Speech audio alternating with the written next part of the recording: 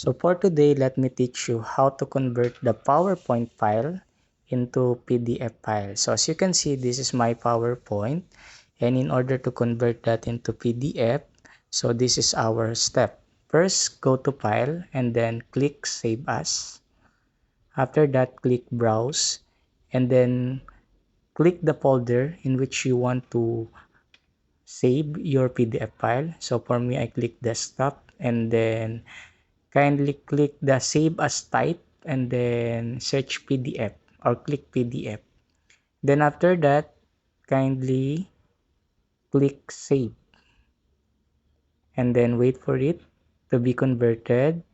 And this is the PDF file now of the PowerPoint that you created a while ago. So that's it for our video for today. So kindly subscribe on our YouTube channel.